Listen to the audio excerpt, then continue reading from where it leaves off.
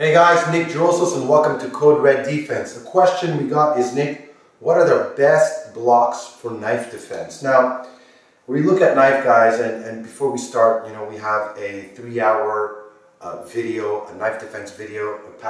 We'll put in the description for the people so they can see it. We cover all the common attacks, pump and grab, static, dynamic.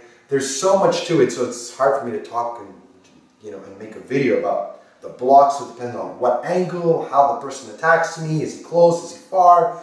But generally speaking, when we're looking at how to block a knife, the first thing I tell people, you want to try to use as your biggest space, which is your blade of your forearm. So the idea is go, if I'm here, to be able to jam this way, here. Just you want to use your forearms to try to block the knife, right? So you're covering either here, go, here, bring it up here, bring it up here. Even there I got cut. See, in reality I'd be stepping in, okay? So when you're blocking the knife, right, just go like this. So if I'm parrying, so if I'm doing this, right here, I'd be parrying here, to the side, I'd be throwing my low line kicks.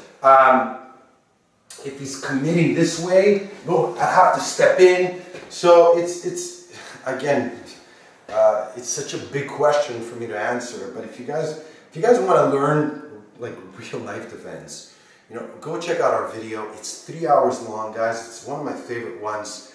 I take a beating in this knife defense video. I got guys who are 6 feet tall attacking me with markers where we see the cuts. So again, it's a big question.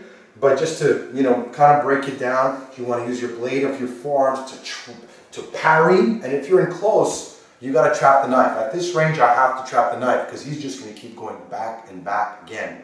So that's it. So hope you guys enjoyed the video. If you guys have any questions, leave us in the comment box. We're taking your questions. We're making videos just for you. As well, I want to thank you guys for watching. Stay safe and stand strong.